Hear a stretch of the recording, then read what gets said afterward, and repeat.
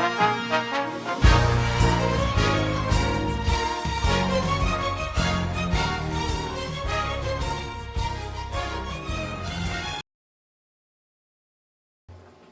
welcome back to the exciting study of the book of Nehemiah.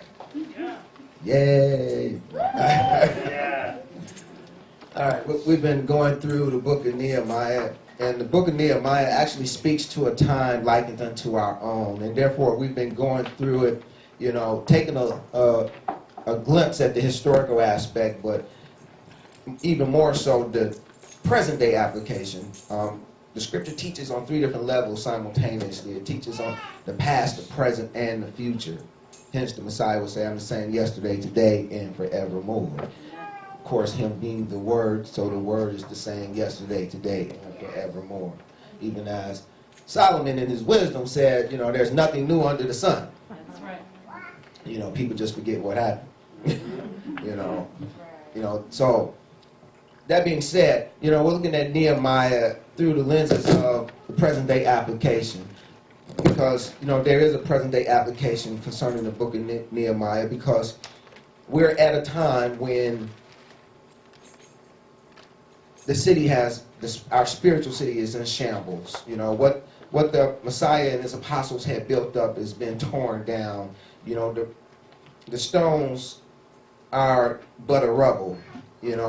It's been burned and knocked down, and it's up to us to rebuild it.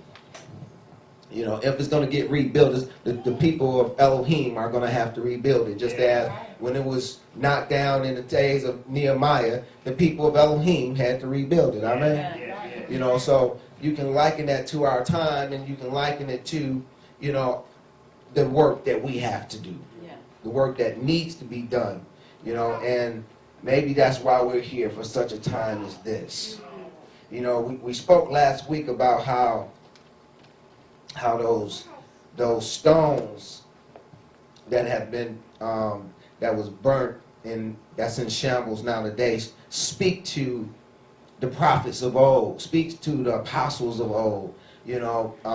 The Messiah and his apostles, of course, the Messiah being the chief cornerstone, and those that followed, truly followed, quote unquote, truly followed in his way, they were the ones who had made up that spiritual temple that will make up New Jerusalem, and if we look at what was and what is, we can likewise see the parallel that it is in shambles, it is in need of rebuilding, and someone has to build it. I think it's us. I think it's for a time such as this. Amen. Amen.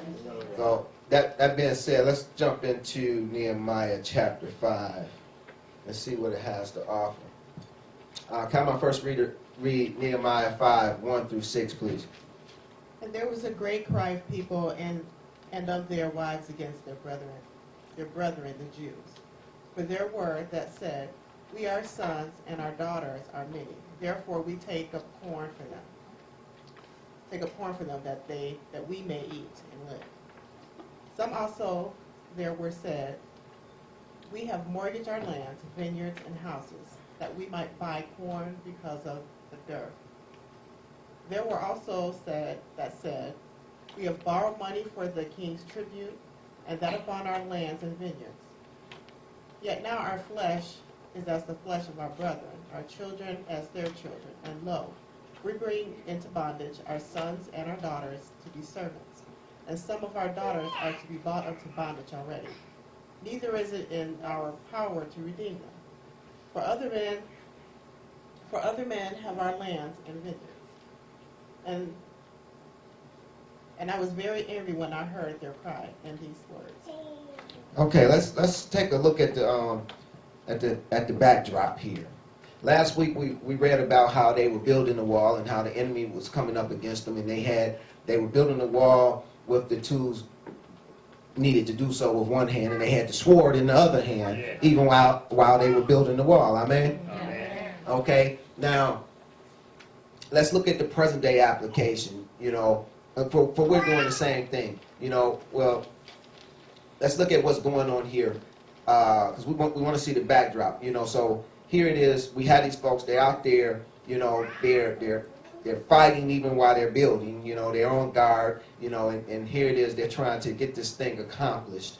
You know, can you see the picture? Is a picture forming in your mind of how they were out there? Here it is. The city is torn down, and they come together as the children of Elohim, and they want to rebuild the city of Elohim, the place where Yah had put his name. Amen. And here it is, you know, they're even so diligent that they're willing to build with one hand and fight with the other. Yes. Okay, now I want you to consider this, you know, get this picture in your mind and consider this. How hard do you think that was? Do you think that was hard work? Yes. Okay, absolutely it was. It was very hard work. Now, in conjunction to that, we have what's going on here in chapter 5. It says, and there was a great cry of the people and of their wives against their brethren in Yahudim. And there were that said, we, our sons and our daughters are many, wherefore we take up corn for them, that we may eat and live. You know, and verse 3 says, we have mortgaged our lands, our vineyards, and houses, that we might buy corn because of the dirt. You know, now we know spiritually speaking, you know, food typifies the teachings and instructions of Elohim. You know, so here it is, we see that spiritually speaking, we see people trying to rebuild this thing, because what they were doing, they were rebuilding the walls, but they were also rebuilding their own houses. Yes. Yes. You know, and that's real important to know. See, because, you know, they would have a place within the city. And the reason that they would have a place within the city is because they would build that place within the city. Okay, and they would receive lands and things of that nature concerning this city. But already, you know, the little that they, you know, the hard work that they're doing, you know, and the little that they have, they're already mortgaging it, you know, to the brethren so that they can be able to eat. And verse 4 tells us we have borrowed money for the king's tribute and also pay their taxes to the government. You know, so they were mortgaging their land so that they could eat and that they could take care of their bills. You know, when you look at it that way, it doesn't sound too far from today, does it? It says in verse 5, yet now our flesh is as the flesh of our brethren, and our children as their children. And lo, we bring into bondage our sons and our daughters to be servants, and some of our daughters are brought unto bondage already. Neither is it in our power to redeem them, for other men have our lands and vineyards. In other words, they have the very things that we need in order to redeem them. You know, the very things that we need to earn an income in order to redeem it. Now, Nehemiah, who name means appointed of Yah, you know, the one that's appointed of Yah was very angry when he heard their cry in these words. Why do you think that he's angry? See, because for one, you got to also look at this backdrop. How much do you think they were getting paid for rebuilding this broken down city and these broken down walls? Absolutely nothing. See, and a lot of people, they say, you know, that they want to serve. They say that they want to be in the ministry. I'm going to show you a way that you can be in the ministry, a way that you can serve. You can be even as these people were, trying to build these walls and even build even their own houses. You know, but they were doing so freely. Yeah. And on top of that, they were also, the little that they were promised to get, they were mortgaging it before it was even worth anything. So you see the situation? They're in bondage, you know, even before they've been set free. You know, they've been set free in all actuality because they're allowed to go back to the city of Elohim. And they're allowed to do these things.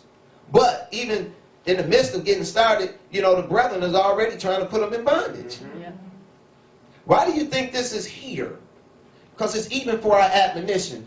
You know, just like Solomon said, there's nothing new under the sun. It happened then, it'll happen again. And it has happened again. You know, see, but I want you to understand, and I want you to be able to see the ministry that these folks are doing. They are actually doing this out of the love for their people and for Elohim. Yes. Even while they're in bondage. Even while others are putting them in bondage.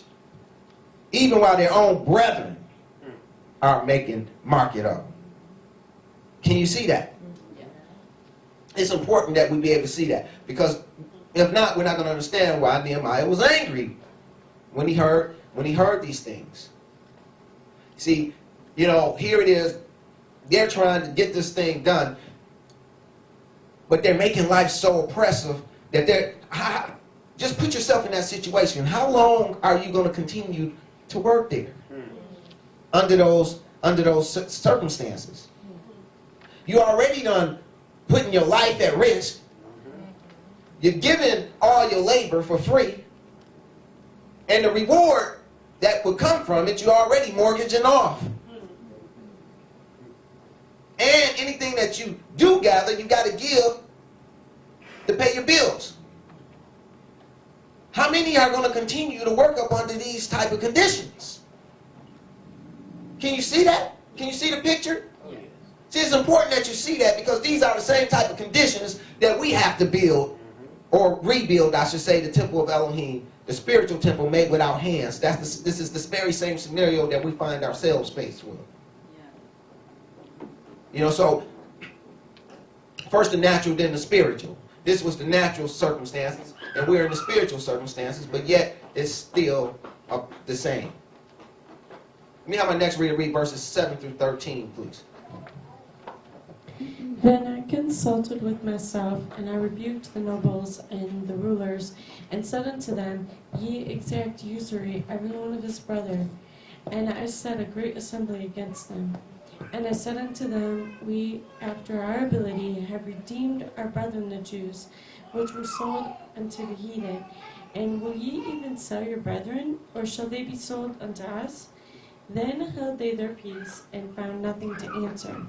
Also I said, It is not good that ye do. Ought ye not to walk in the fear of our Elohim, because of the reproach of the heathen of our enemies? I likewise, and my brethren, and my servants, might exact of them money and corn. I pray you, let us leave off this usury. Restore, I pray you, to them even this day their lands, their vineyards, their olive yards, and their houses, also the 100th part of the money, and of the corn, the wine, and the oil that ye exact of them. Then said they, We will restore them, and will require nothing of them. So will we do as thou sayest. Then I called the priest, and took an oath of them, that they should do according to this promise.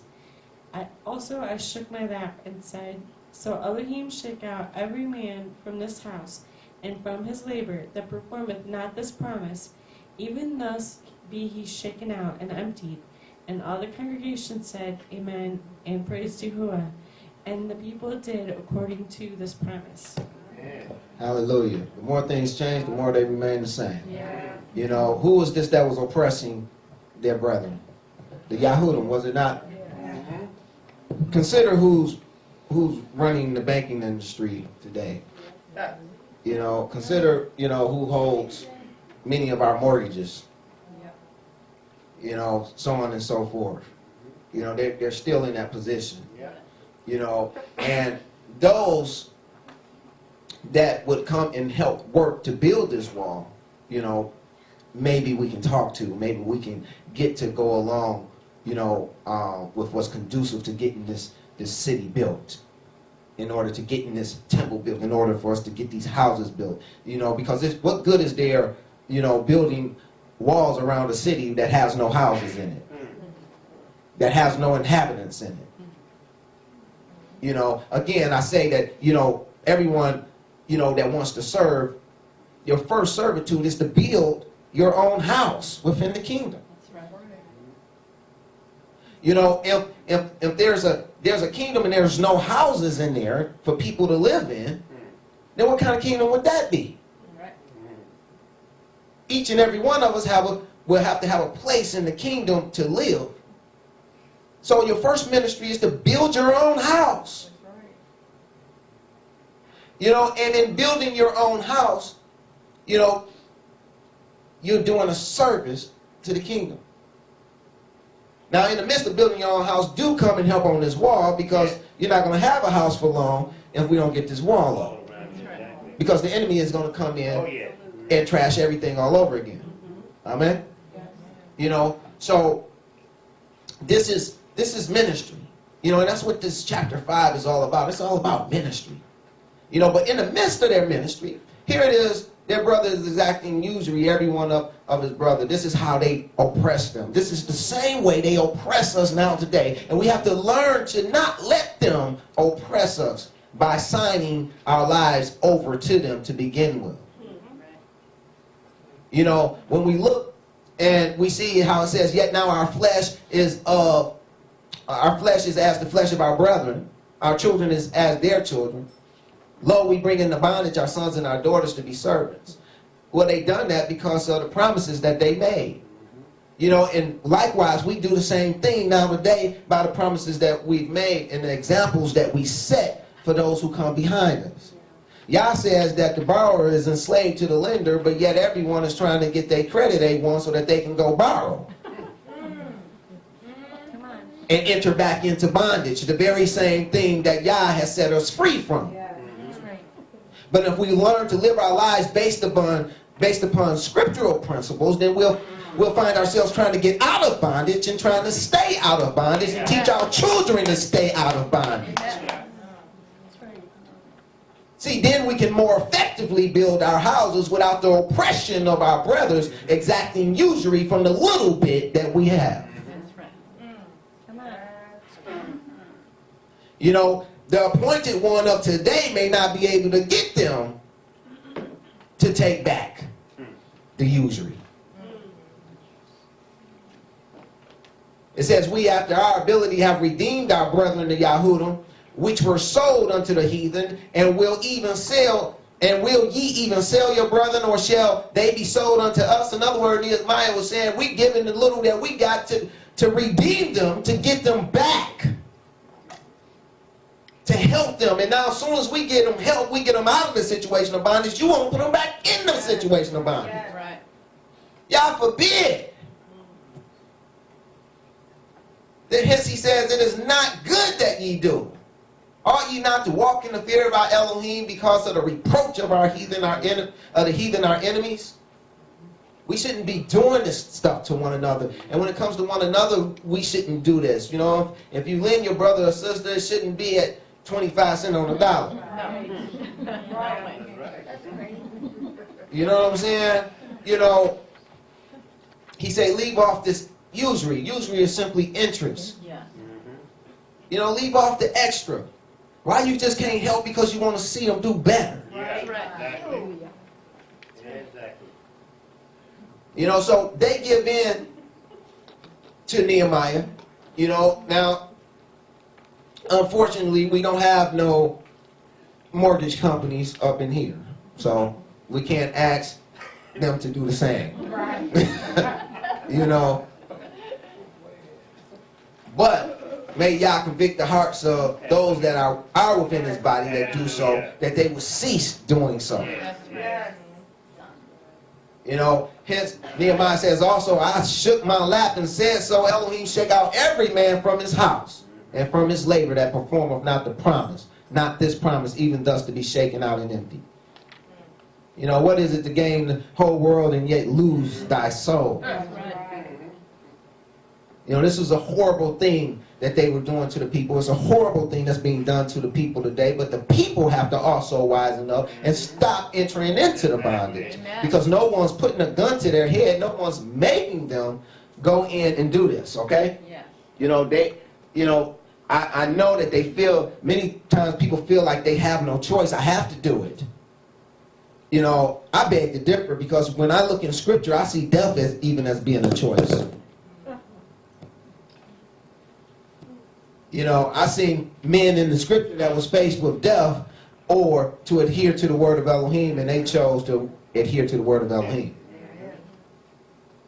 You know, so that tells me death is a choice. I've seen my Messiah, you know, the example that I utilize for life. You know, I seen him lay down his life to adhere to the word of Elohim rather than to transgress it. Those who seek to save their lives shall lose them, and those who lose them for his name's sake shall save them. Come on, next reader, read verses 14 through 19, please.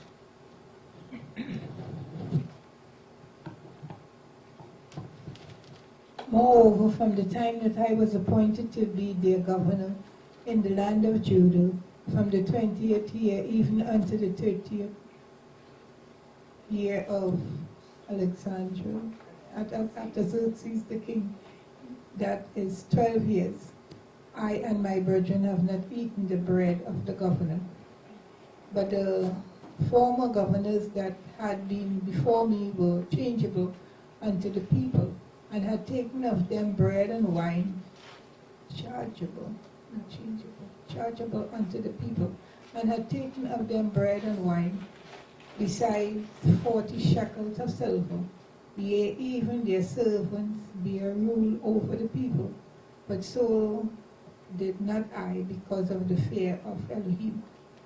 Yea, also I continued in the work of this world, neither bought we any land, and all my servants were gathered thither unto the work. Moreover, there were at my table 150 of the Jews and rulers, besides those that came unto us from among the heathen that are about us. Now that which was prepared for me daily was 1 ox and 6 choice sheep. Also fowls were prepared for me, and once in 10 days stores of all sorts of wine. Yet for all this required not I the bread of the governor, because the bondage was heavy upon this people.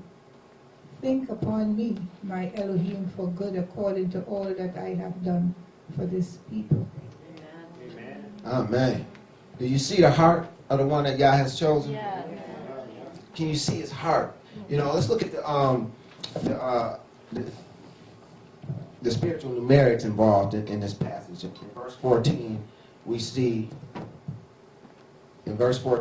that it says that from the time that I was appointed to be governor in the land of Yahudah, from the 20th year. Who has the other mic?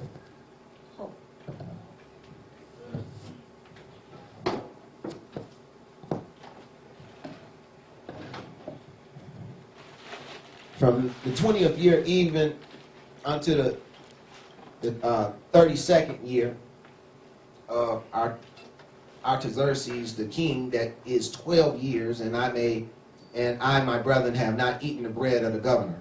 You know, in other words, he's saying that he hasn't taken any pay. Okay? For 12 years, he hasn't taken any pay. What a coincidence. That's about how long I've been doing this. Redemption. The number 20 speaks to redemption. Number 32 in scriptural numeric speaks to covenant. And the number 12 speaks to divine government. You know, so in other words, what the text is telling us behind the scenes is from the time that he was redeemed and entered into covenant with Elohim and became the divine government of Elohim, he had not taken of the people. Not only he, but he says, I and my brethren, even the ones who served with him, have not eaten the bread of the governor. You know, even though, verse 15, the former governors that had been before him were chargeable unto the people. In other words, they had taken of the people. They had taken of them bread and wine and 40 shekels of silver, 40 speaking to tests and trials. Yet even their servants bear rule over them. Even they, not only did they exact from them, they let their servants do the same. But he said, but so did I not, because of the fear of Elohim. Yea, I also continued in the work of this wall. Not only was he just an overseer, he had his hands to the stones as well. He was working too. neither bought we any land, and all my servants were gathered thither unto the work. So him and everybody with him, they were setting an example of how this thing is done. They were out there busting their butt just like everybody else. Amen. Yeah. They was getting the work done. Now, what do you think that would have done for the morale of the common people that was there working with them? It would have made them work even harder. Yes, yes. Well, it ought to anyway. You know, but he says, moreover, there were at my table 150 other Yahudim and rulers besides those that came to us from among the heathen which are about us. Now that which was prepared for me daily was 1 ox, 6 choice sheep, also fowls that were prepared, and once in 10 days a store of all sorts of wine. You know, in other words, he's saying, you know, I needed a whole lot of stuff prepared in order to feed my company that was with me. But he didn't take anything from the people that was working. He says, yet for all this, you know, so we're supposed to know that was a lot. You know, it's kind of hard to equate, you know, what an ox is and 6 choice sheep it amounts to today. But, you know, but if you think about it, that's a lot of meat. You know, but it says, all this required not I the bread of the governor, because of the bondage was heavy upon the people. He didn't take it because he knew the people could not afford to give it. Right. You know, and so he's praised, think upon me, my Elohim, for good, according to all that I have done for this people.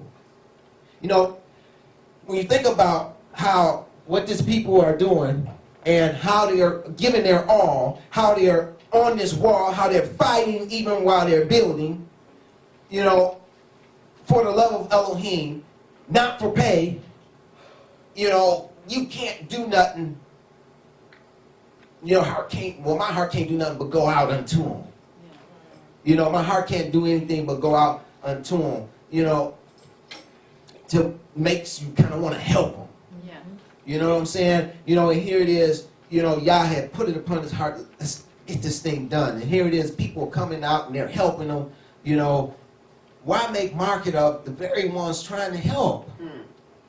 See, that's nothing but the enemy. Yeah. You know, and it's not any different now today. It's not any different. If we're going to get this thing built, we're going to have to stop merchandising one another. Yeah. Those governors, i.e. the rulers, the leaders of the ecclesias, the leaders of the assemblies, they're going to have to stop merchandising the very people who's responsible for building the wall with them. Amen.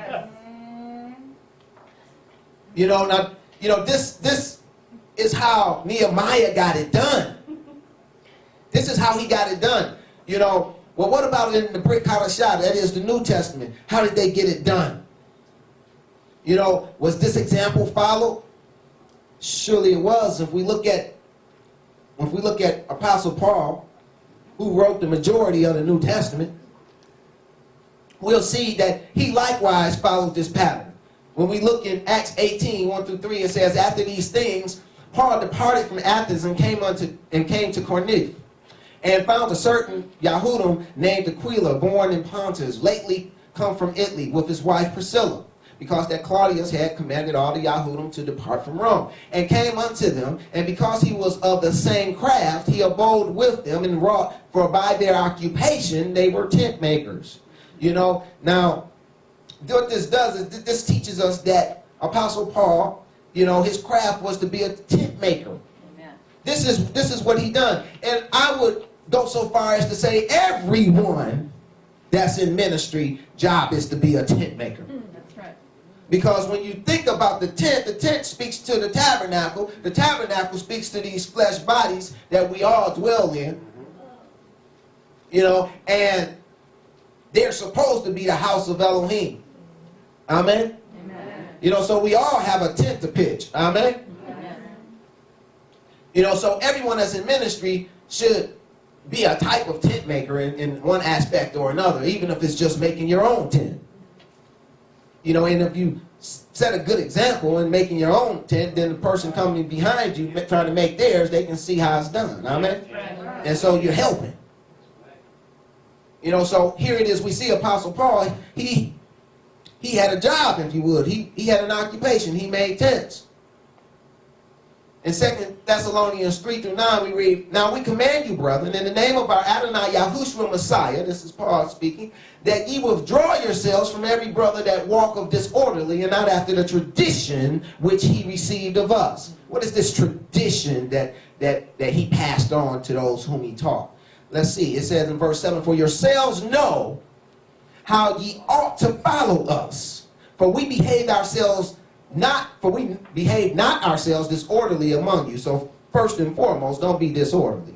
Verse 8, "Neither did we eat any man's bread for naught, but wrought with labor and travail night and day, that we might not be chargeable to any of you.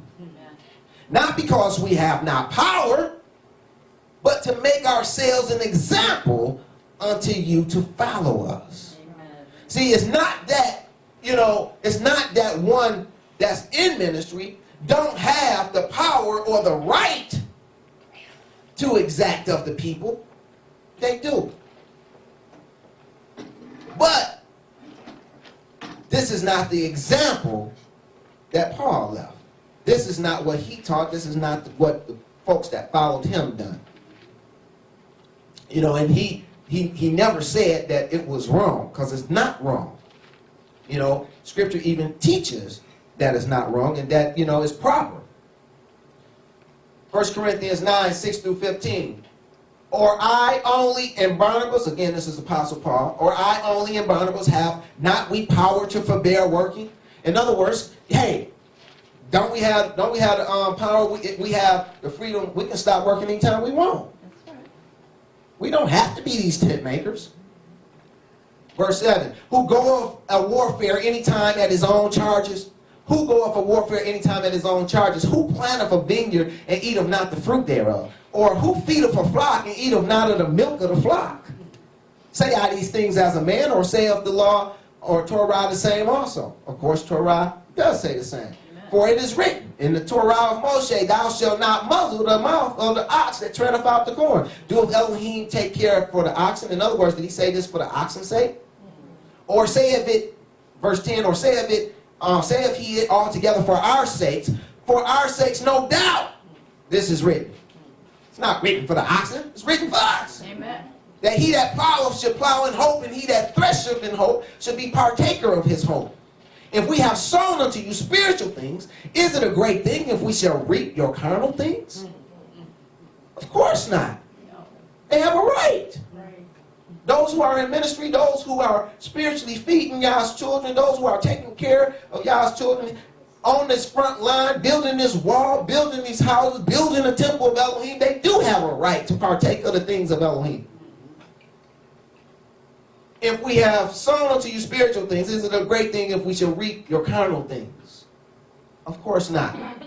If others be partakers of this power over you, are not we rather?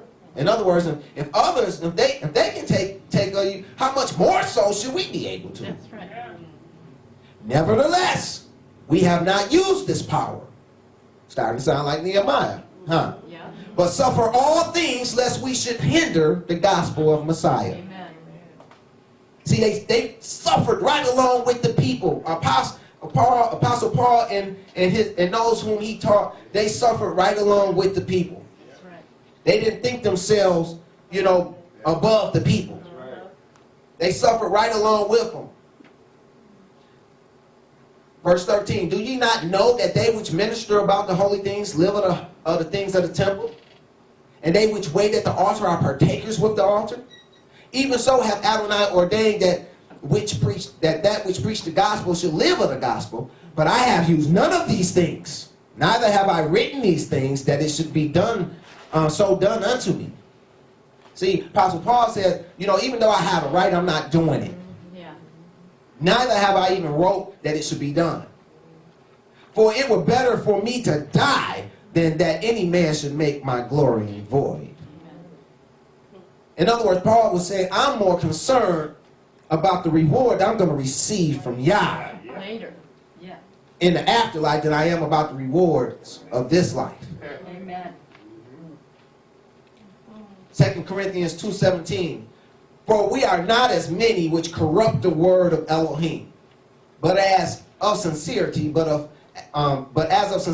as of Elohim, in the sight of Elohim, speak we in Messiah. Again, this is Apostle Paul. He said, for we are not as many which corrupt the word of Elohim. This word corrupt is kapeluo, number 2585, meaning to be a retailer.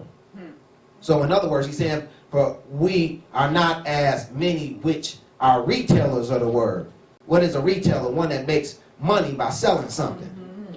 So in other words, we are not as many which sell the word of Elohim. That's right. But as of sincerity, but as of Elohim, in the sight of Elohim, speak we in Messiah. Amen. I like the way the scriptures, their translation is a bit clearer or truer to what kapeluo means. They translate it as, for we are not as so many adulterating the word of Elohim for gain. Right. Right. But as of sincerity, but as from Elohim, in the sight of Elohim, we speak in Messiah. Amen. See, this is what we see going on now today. We see people selling the word. Yeah. We see people trying to sell understanding. Exactly. Even though the word says, buy the truth and sell it not. That's right. 1 Thessalonians 2:5, Apostle Paul would say, for neither at any time used we flattering words, as ye know, nor a cloak of covetousness. Elohim is witness. Now, this word covetousness is pleonexia, number 4124, and it means greedy desire to have more. It speaks to avarice, which is being exceedingly greedy. So he's it's saying, for neither at any time use we flattering words, as you know, for the purposes of greed to have more. Elohim is our witness. Again, the scriptures does a good job of translating this truer to form. They have, for we never came with a word of flattery, as you know, nor with a cloak for greed. Elohim is witness. Elohim is our witness that we didn't try to flatter y'all. We ain't trying to, pump y'all up and butter y'all up so as a cloak, as an underlay for the overplay, so that we can rape y'all finances. See, this is what he's speaking to.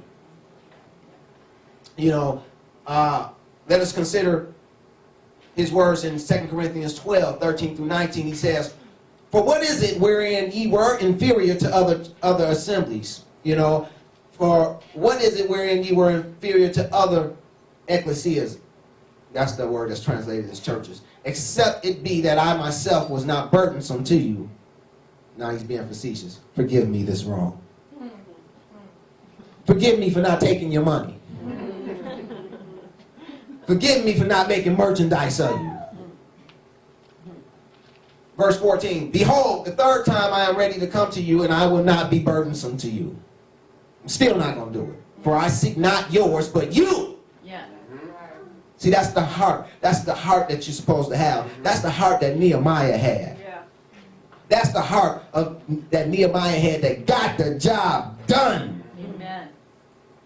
And it's also the heart that we see Apostle Paul had, and he also got the job done. Yeah.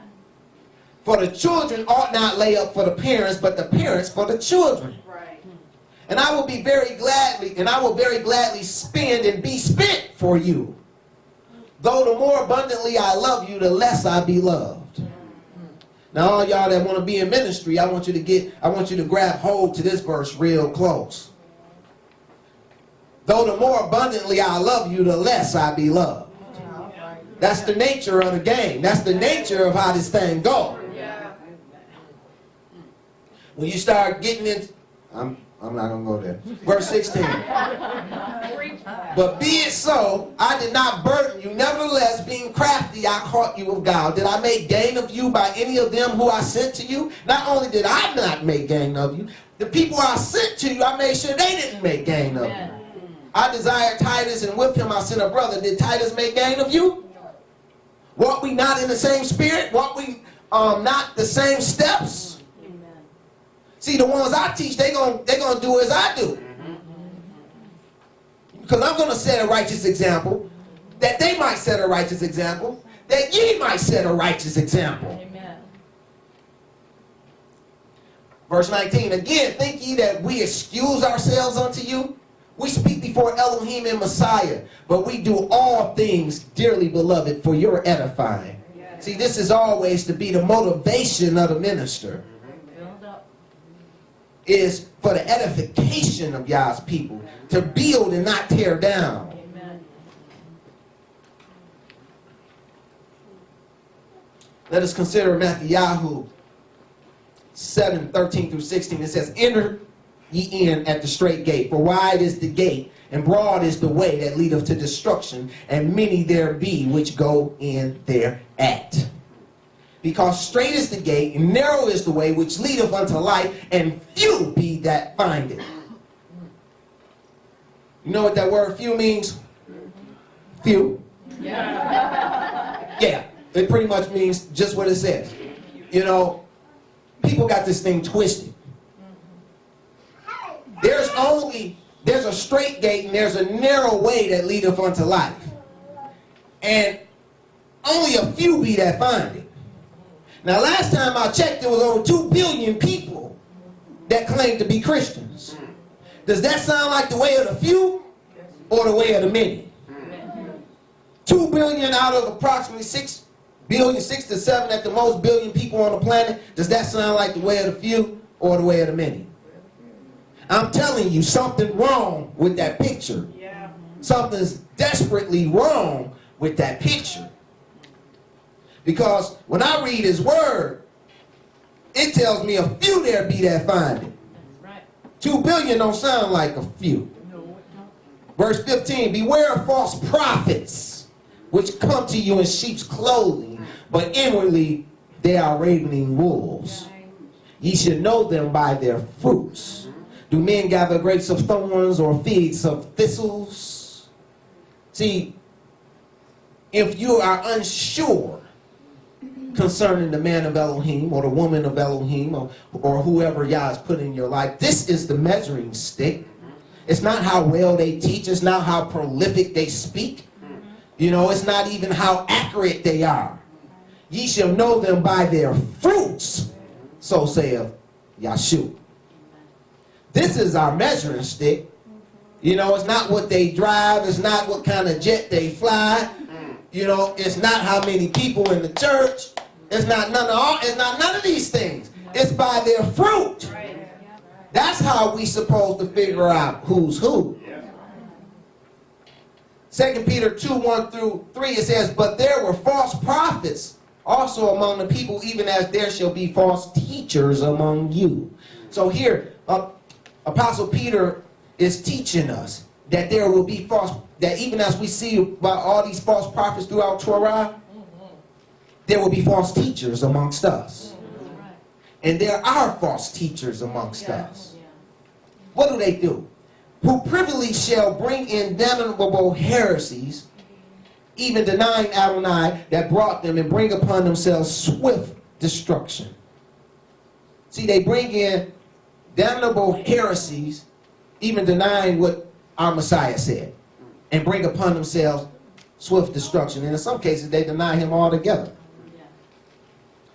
You know, so they're bringing this stuff into the faith. And many shall follow their pernicious ways. That sounds like that broad way. Wide is the gate, broad is the way that leadeth unto destruction, and many be thereon. Yeah. And many shall follow their pernicious ways, by reason of whom the way of truth shall be spoken evil of. And through covetousness shall they with feigned words make merchandise of you, whose judgment now of a long time lingereth not, and their damnation slumbereth not. Now this word covetousness is actually the same word for covetousness here, or covetousness, if you prefer. Pleonexia, number 4124. It's the same word, and as we see, it meant avarice, excessive greediness. Okay? Now, again, let's take a look at the scriptures and see how they translate it. It says, in greed with fabricated words, they shall use you for gain. From of old, their judgment does not linger, and their destruction does not slumber. See, this gets to the crux of the matter. In greed with fabricated words, they shall use you for gain. This is exactly what they do to the mass majority of the 2 billion Christians. They fabricate words and use them for gain.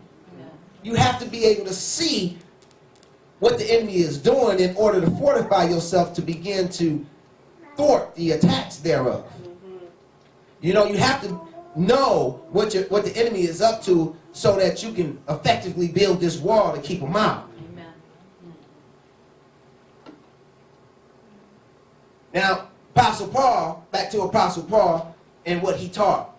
In 1 Timothy 6:3, we see him teaching his protege, Timothy. It says, if any man teach otherwise, other than the things, the way that I told you to go and the things that I taught you, if any man teach otherwise and consent not to the wholesome words, even the words of our Adonai Yahushua Messiah, and to the doctrine which is according to godliness, you know, he says,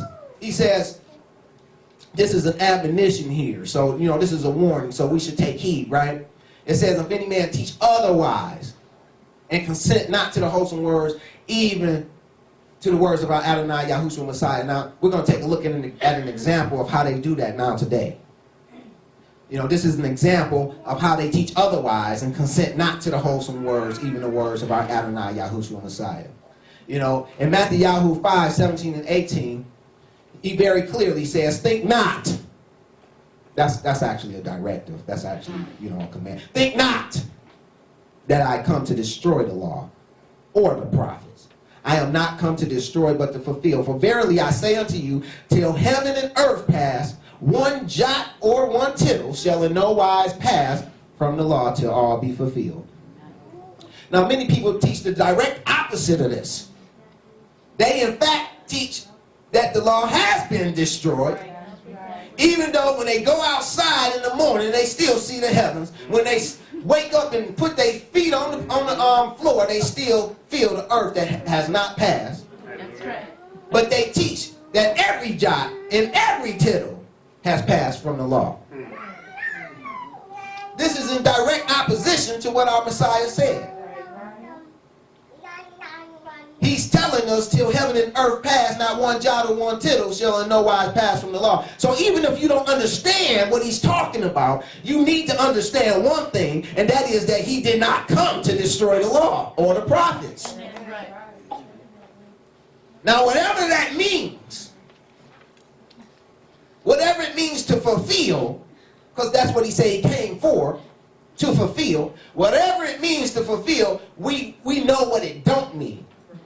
It don't mean the destruction of the law. Now, these are not my words. These are his words. And Apostle Paul is teaching them, any man teach otherwise and consent not to wholesome words, even the words of our Adonai Yahushua Messiah, and to the doctrine which is according to his godliness. Verse 4, he is proud, knowing nothing, but doting about questions and strifes of words, whereof cometh envy, strife, railings, evil surmisings, perverse disputings of men of corrupt minds and destitute of the truth, supposing that gain is godliness. From such withdraw thyself. See, you have to get this thing. You have to understand this thing. You know, if they're speaking in direct opposition to what the Messiah said, they're being proud. They're puffing themselves up. They're being arrogant. Yah hates a prideful heart. That's right.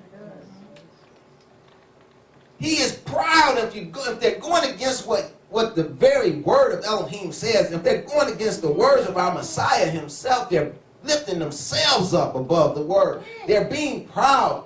And Paul says that they don't know nothing. Those are not my words, they're his words.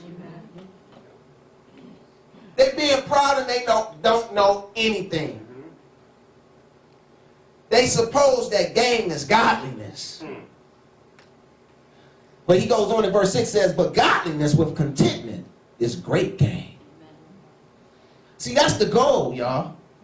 The goal of this thing is actually to be able to live in holiness and still be able to move forward. To be able to live in holiness. That's the goal, period. You know, if you can live in holiness and be content with that, then you got it made. You rich. That's right. You spiritually rich. See, the problem is when people start to figure out what holiness truly is, they don't want to live in it. See, that's the problem. See, because holiness speaks to something that's set apart. But not just set apart for a specific purpose. Right. Not just for any specific purpose, but for Yah's purposes. Amen. See, so when one begins to set themselves apart for Yah's purposes, and they can be content with that, they got it made. Amen. That's the goal. That's great game. See, but they done twisted this thing. They done made gain godliness. They done made riches and wealth, prosperity. They done made that the people's gods. People are serving and being served that they might acquire material wealth, that they might acquire gain. You have to see that this is of the enemy. This is coming straight from Lucifer himself, straight from Hasatan. This is not of Elohim. It's not that Yah wants us to be poor, but if we're going to be rich, then we need to be holy and rich. That's all he's saying. He don't want us to be rich in spite of being holy. You know, that's the number one goal, is to be godly, which means to be godlike, which means to be holy, set apart for his purposes. You know, when you're able to do that and still be content, you've got great gain. You truly have great gain. Great gain. Verse 7. For we brought nothing into this world, and it is certain that we can carry nothing without it. If you're not sure, then just learn a lesson from the pharaohs. The pharaohs, they built these big giant pyramids, and they filled it with all their pharaohs, and they put everything under the sun in there so that they could take with them into the afterlife. Yeah, the thieves stole it. You know, they never went anywhere. The stuff is gone. They not using it.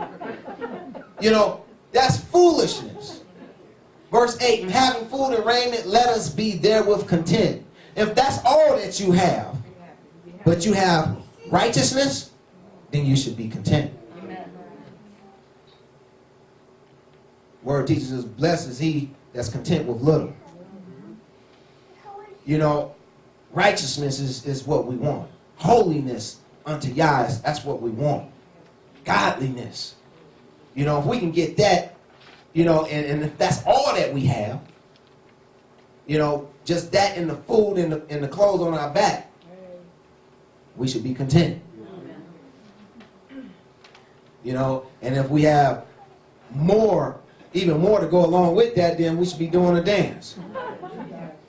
Verse 9, but they that will be rich fall into temptation and a snare, into many foolish and hurtful lusts, which drown men in destruction and perdition. For the love of money is the root of all evil, which while some coveted it after, while some coveted after they have erred from the faith.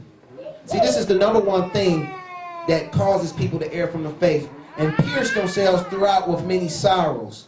You know, this is the very thing that brings about the destruction of the majority of our would-be saints. The love of money. You know, and can you blame them? Because what they're being taught and what's being exemplified to them from the leadership of the faith is the exact same thing. That's right. You know, it ought not be. No. That's all I'm saying. It ought not be. We need to take another look at this thing. This is why the wall is not being built. This is why the houses are not being erected. Because we've strayed from the path. The enemy has came in. He has divided and he has conquered. And until we begin to realize what it's going to take, that is that we're going to have to, not just think about ourselves, but we're going to have to think about one another and come together as a unit and work as a collective, then we're not going to get this thing done. I like Nehemiah, like Apostle Paul, I try to set an example. I try to live by example. I try to show this thing within my character and within my walk. I don't exact nothing of the people. I don't take nothing for what I do. I teach the word for the love of you guys and for the love of Elohim.